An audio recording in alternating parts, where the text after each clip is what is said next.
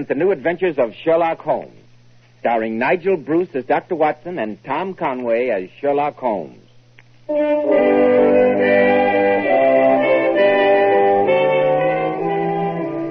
Now it's time for our weekly visit to Sherlock Holmes' famous colleague, our good friend, Dr. Watson. Good evening, Dr. Watson. Good evening, Mr. Bell. Sit down and make yourself comfortable. I'm glad to see you. It's always good to see you, Dr. Watson. And judging from the confusion of papers on your desk and the open dispatch box, I deduce that you have a story for us. Absolutely correct, Mr. Bell. I can see that your powers of observation are improving through association with me. I've been looking forward eagerly to this story, the adventure of the Submerged Nobleman, I believe you called it. Extremely odd title. But a most accurate one, my dear chap, as you will see. Now, Dr. Watson, you have my complete attention for the adventure of the Submerged Nobleman. The floor is yours. Well, that strange affair took place many years ago. Holmes and I had been spending several days at the seaside resort of Brighton late in July, but not for pleasure, as you might think. We had been concerning ourselves with a most peculiar crime, and only that morning had successfully concluded the affair of the politician, the lighthouse, and the train cormorant. With a few hours to waste before returning to Baker Street, I persuaded Holmes to join me, much against his will, for a stroll along the front by the sea. You must admit, Holmes, that the first sea breezes are most delightful after the way that we've been cooped up these last few days. I'd find them more so, Watson, if they were not quite so heavily laden with the odors of cheap peppermint and the sound of even cheaper music. Oh, come, my dear fellow. England's playground, you know? That's all very well, Watson, but I do wish the members of the younger generation wouldn't select my feet to play on. Look over there, Holmes. Down on that pier. Sailing boats for hire. Oh, we've several hours. I'll wager that I haven't forgotten my boyhood skill with a small boat. What about it? Well, at least the sea has the advantage of being comparatively uncrowded. Lead on, Watson.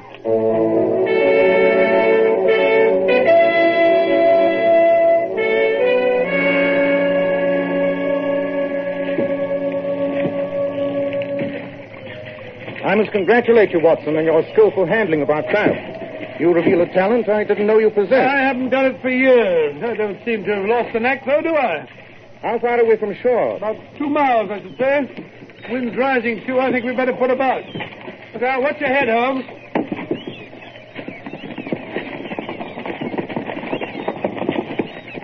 I say, Watson, that boat over there, a few hundred yards off, isn't it behaving rather oddly? Certainly is. Probably some weekend trippers who never sailed a boat before. The silly fools don't look out, They're signaling us. See that woman waving? She looks frantic. She's pointing astern. Hold hard, Holmes. We run up to them in this tack, but I'm afraid it'll be wet going. There are 2 women, Watson. One of them standing up. Silly fool. She's liable to have the boat over if she isn't careful. She's shouting something. Can you make it out? I caught the word drowning. Look there, Watson, to the left. Something or someone in the water. I see him. I'll come up into the wind as we reach him. Then get ready, Holmes. A little more this way. There. I've got him. Give me a hand here, Watson. Right, you are. Drag him in. Oh, careful. Sure, you can. You all right? Well, we better take him in tow, Holmes. I'm afraid there's nothing we can do for this poor fellow, Watson. There's not even the faintest sign of a pulse. Stand still. We'll be with you in a minute. Holmes, we'd better take the 2 ladies aboard with us. Catch hold as we come alongside. My husband. Is he all Here, right? give me your hand. That's right. I'm afraid it's hopeless, madam. By the time we reached your husband, it was all over. There, my dear, you must control yourself. It's the Lord's will. I've got their boat secured, Holmes. I'll head straight to shore. Dad, if only he hadn't insisted on going You've nothing to reproach yourself with, my dear. May I suggest, gentlemen, that you steer for that strip of sandy beach beyond the headland there, where you see the large white house just above. That's Lord Hollis's house. All right, you are. We'll be there in a few minutes with this following wind. Thank you. The gentleman whom you attempted to rescue was Lord Hollis. This is his wife, Lady Diana, and I'm her companion, Miss Cartwright. I must thank you for coming to our rescue. Not at all. I'm only sorry we were not in time to save Lord Hollis's life. This is Dr. Watson, and my name is Sherlock Holmes. She's fainted, poor child. But after what's happened, no wonder.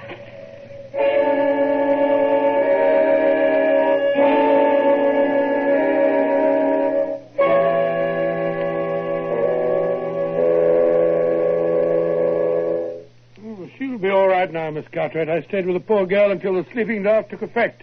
Thank you so much, Dr. Watson. May I offer you some tea? I feel there is nothing so invigorating as a good cup of tea. No, thank you. While you were upstairs, Watson, I sent a servant to fetch Dr. Miller, Lord Hollis's physician. Fortunately, he's also the coroner for this district. I'm sorry that you gentlemen are leaving for London this afternoon. I know that Lady Diana would want to extend her deepest thanks to you as soon as she's recovered from this awful shock. Miss Cartwright has been giving me the details which led up to the tragedy, Watson. She's fully familiar with all the circumstances, since she was Lady Diana's governess as a little girl and has remained with her as a companion ever since her marriage to the late Lord Hollis. As I have often heard of Mr. Sherlock Holmes, Dr. Watson, perhaps I have confided in him more freely than I should have. But I know that what I tell you both will go no further. Oh, of course. Lord Hollis, I regret to say, drank to excess. He was, as you no doubt noticed, a very fleshy and corpulent man, and Dr. Miller had often warned him against his indulgence in food and spirits. This morning he drank almost a full bottle of brandy. Oh, really? After which he insisted on going sailing. Both Lady Diana and I did our utmost to dissuade him, but when his mind was made up, it was impossible to argue with him. Quite so. He was utterly incapable of handling a boat in his condition. So Lady Diana managed to prevail upon him to let us accompany him. I see. The alcohol made him foolhardy and reckless. She had asked him to turn back several times before we got into such rough water. But the more she pleaded, the more stubborn he became. Just before we sighted you, he stood up to make some adjustment in the sail. The boat pitched, and he fell overboard. You know what happened next. Indeed, a tragedy, Miss Cartwright. Well, Holmes, there's nothing more we can do here, and our boat's still down on the beach below. We'd better be getting back to it and to Brighton if we're to catch the afternoon train to London. Yes, we should be getting along. Goodbye, Miss Cartwright. I'll walk down the path with you to your boat. Oh, please don't trouble yourself. We'll have no difficulty in finding our way. Goodbye, then, and thank you for all you did. Goodbye, Miss Cartwright. Goodbye. Terrible thing, Holmes. A young woman like that, whose whole life blighted by such a tragedy. No doubt. Odd that she should have fainted just when she did. Odd? It seems to me most natural that a woman should faint upon discovering that the husband she loves has been drowned. Now, allow me to correct you, Watson. Lady Diana did not faint at the news that her husband was dead. She fainted when she heard my name. Oh, really, Holmes, egotism's all very well, but not when it leads you to suspect everyone of being a criminal. Well, perhaps your strictures are justified, Watson. Well, here we are at the beach, which may offer proof or disproof of my suspicion. Oh, in what way? You will notice that when the four of us came up, with you and I carrying the body, I chose a route across the sand which would leave undisturbed the footprints which Lord and Lady Hollis and Miss Cartwright had made when embarking this morning. Be careful not to tread here, Watson, but examine these prints in the wet sand with close attention. Don't see anything out of the ordinary. There are 3 sets of them. Precisely. The small ones are Lady Diana's, and those larger prints of a woman's feet are Miss Cartwright's. Oh, how do you know which is which? Because I took the trouble to look at the shoes both of the ladies were wearing. And those large imprints from a rubber sole were undoubtedly made by Lord Hollis. I noticed that they waver a trifle, which bears out the report of his condition. Capital, Watson. Your observation is indeed to be commended. Oh, thank you very much. But the most important point about these footprints seems to have entirely escaped your eye. Oh, here we go again. I don't understand. Well, you can think it over while we're on our way. Back to Brighton, you mean? Yes, to Brighton. En route to call on Colonel Sheridan. Colonel Sheridan? Why, he's the chief constable of the county, isn't he? Precisely, Watson. Come on, let's be going.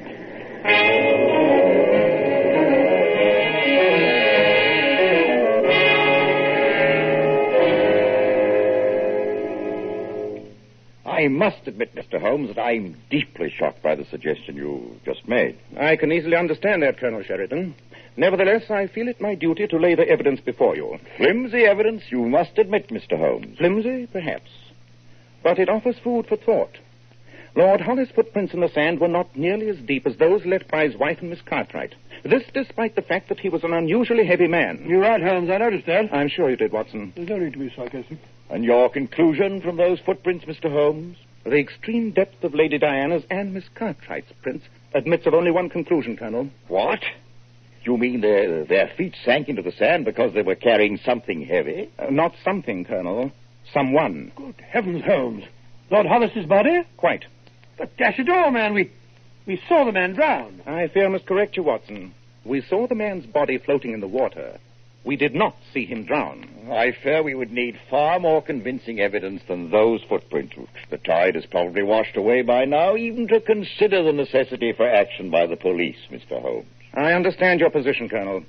May I request, however, that Dr. Miller, the coroner, conduct a most thorough post-mortem? Of course. With special attention to any possible bruises on the body. Any evidence indicating that Lord Hollis might have been struck a blow that rendered him unconscious before he was pushed overboard. I shall instruct Dr. Miller accordingly, Mr. Holmes, but I still can't believe there's anything wrong.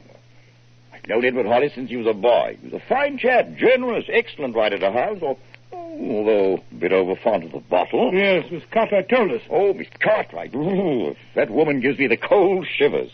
She's got an eye like a basilisk. What about Lady Diana, Colonel? Well, I can't say that I know much about her. We called when they were first married, but my wife and her friends didn't seem to feel that she was quite... you understand? Pretty little thing, I thought. Oh, very, very. Don't know where she came from before she married Hollis. I have an idea of what my wife once said. She had a rather checkered past. I know she didn't have a penny to her name before she married. Well, Colonel, we must be on our way. I would appreciate it if you'd mail me a copy of the coroner's findings to 221B, Baker Street. Glad to, Mr. Holmes. But I hope you will be disappointed.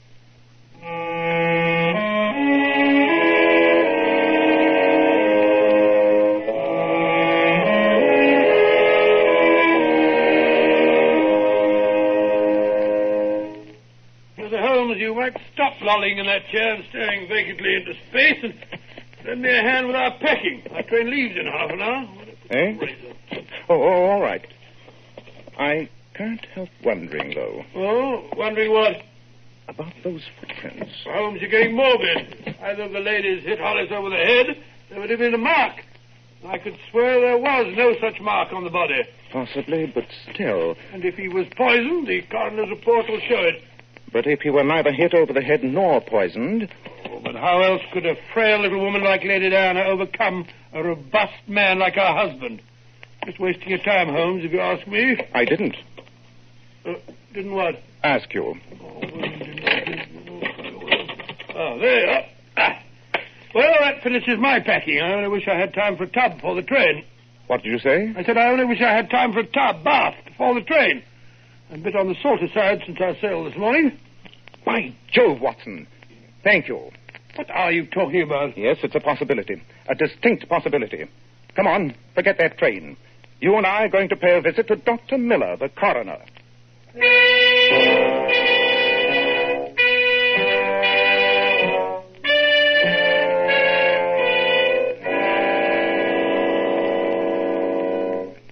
But it's fantastic, Mr. Holmes. I've never heard of such a thing. That doesn't mean that it's impossible, Dr. Miller. You are certain that you found no bruises on the body? Absolutely. I'll stake my professional reputation on that. No traces of poison? None. Oh, it just occurred to me, supposing that Lord Hollis's heart had given out, huh? Unfortunately, for your hypothesis, Dr. Watson, Lord Hollis's heart was in extremely sound shape. No, the evidence shows conclusively that it was death by drowning, and I am so stating in my report. You see, Holmes? I told you. Nevertheless, I would still like to see the body, Dr. Miller. Very well, very well. It's in here. You see that I've already got along fairly well with the post-mortem. Now, gentlemen, it won't take long to discover if the idea that Dr. Watson so brilliantly suggested to me is a valid one. Your idea, Dr. Watson? Oh, don't ask me, Dr. Miller. I haven't the faintest idea what Holmes is driving at. The body's lungs are filled with water. Not unnatural in a man who's been drowned. Well, at least it proves that he was alive when he went into the water. I knew it. This was no accident, gentlemen. It was murder. Murder? It can't be. How do you know, Holmes? Lord Hollis was supposed to have drowned in the sea before the very eyes of Dr. Watson and myself. There's no mark on his body and his lungs are full of water. But that water, gentlemen, is not salt water as it should be. It is fresh water.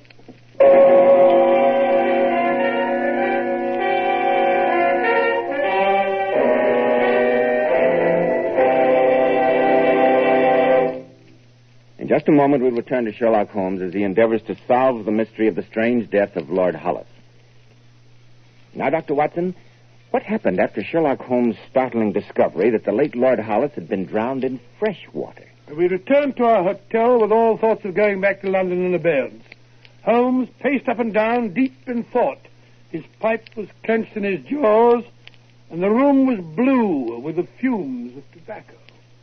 A fiendishly clever plot, Watson, and one which came within the tiniest margin of succeeding. Well, I can't argue with the evidence, Holmes, but I still fail to see how a little slip of a girl such as Lady Hollis could forcibly overpower and drown a strong, active man, unless you're suggesting that our husband was so drunk as to be in a stupor when he was killed? Not at all.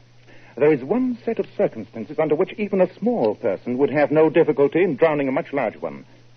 Come here, Watson, and I'll give you a demonstration.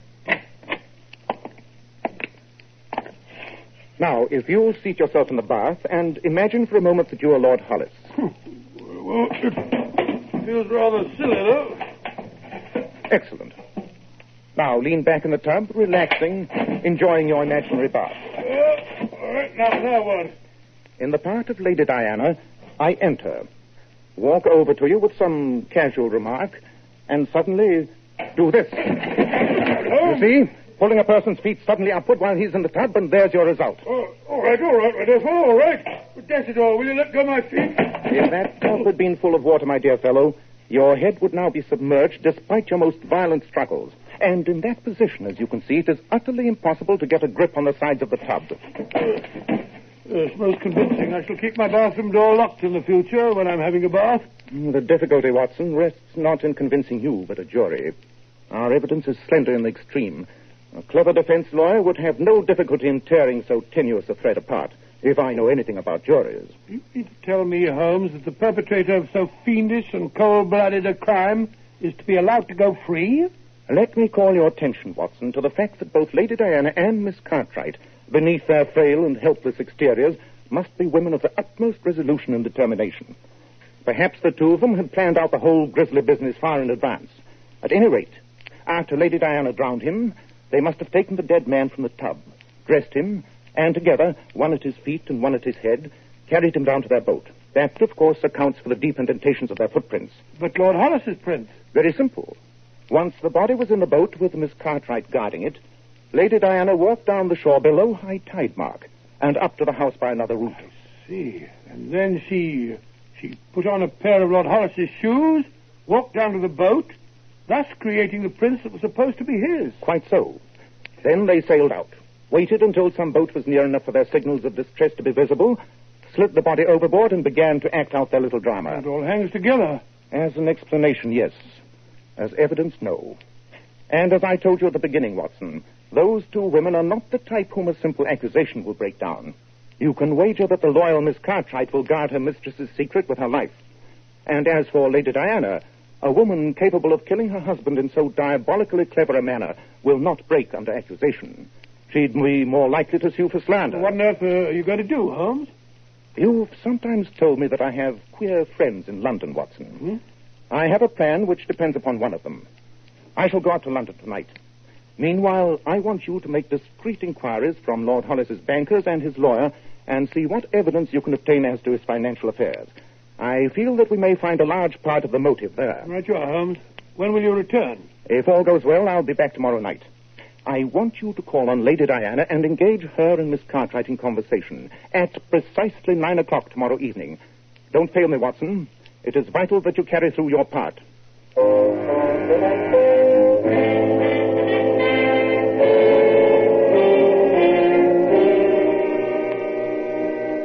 I appreciate your kindness in visiting me, Dr. Watson.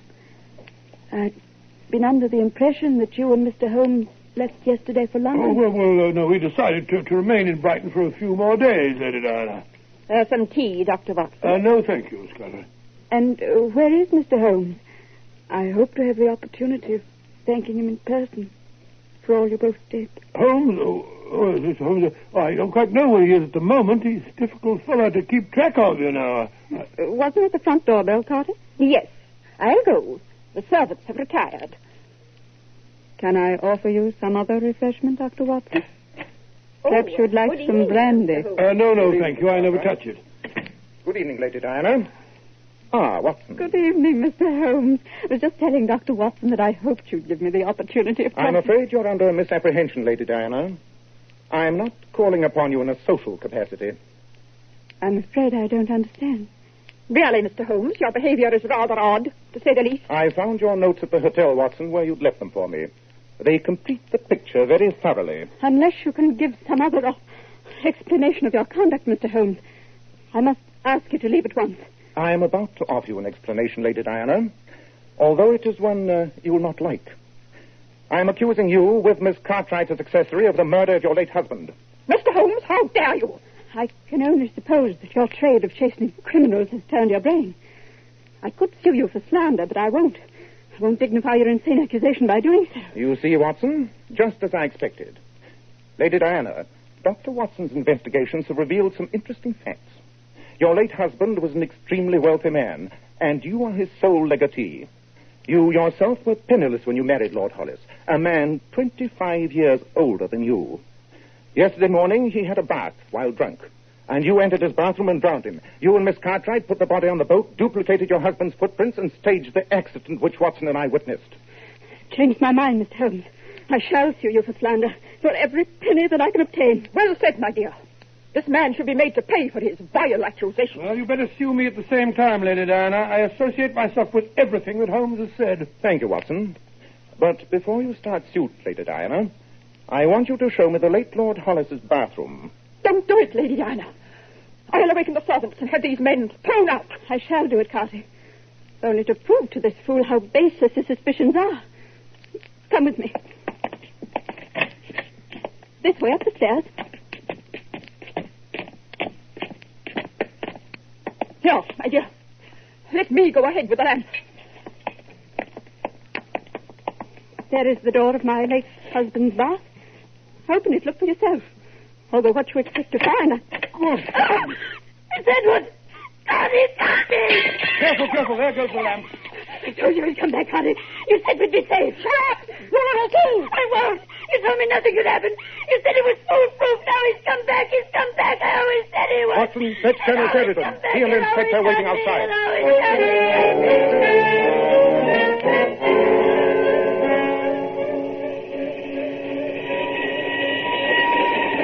Baker Street will look extremely inviting, Watson, after the explosions and alarms of the last It certainly will, but with all the excitement after that woman dropped the lamp and the police inspector taking down Lady Diana's confession, I still haven't found out how you managed the whole thing. The return of the late Lord Hollis, you mean? It was really quite simple. One of my many friends in London is one of the artists who makes all those clever waxwork figures for Madame Tussauds Museum. He made me a most lifelike and convincing replica of the late Lord Hollis, working from a photograph furnished by the local portrait studio. Great Scott, and while I held those two women in conversation in the drawing room, you entered the house and smuggled the figure into the bathroom.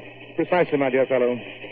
As I told you, only a very sudden and intense shock would ever have scared a confession out of that extremely self-possessed murderess, Lady Diana, and her evil genius, Miss Cartwright. Shock? I don't mind telling you, Holmes, that if I'd been carrying that lamp, I'd have dropped it myself when I saw that figure. Took 10 years off my life.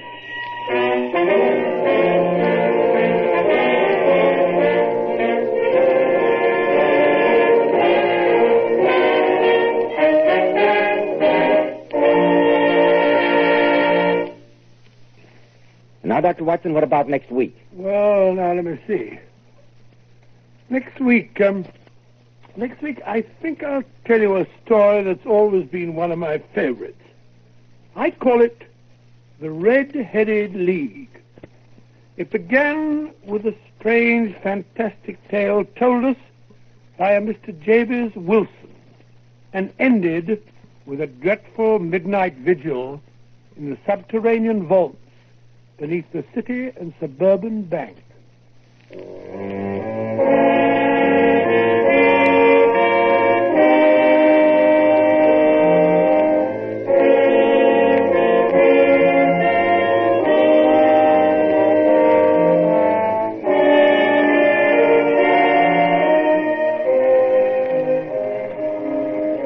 Tonight's new Sherlock Holmes adventure was suggested by an incident in Sir Arthur Conan Doyle's story, The Adventure of the Veiled Lodger.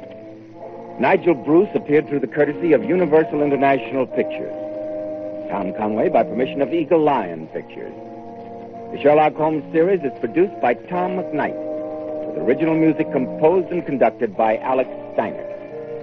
This is Joseph Bell, and inviting you to be with us next week at this same time, when Dr. Watson will tell us about the Red-Headed League. This is ABC, the American Broadcasting Company.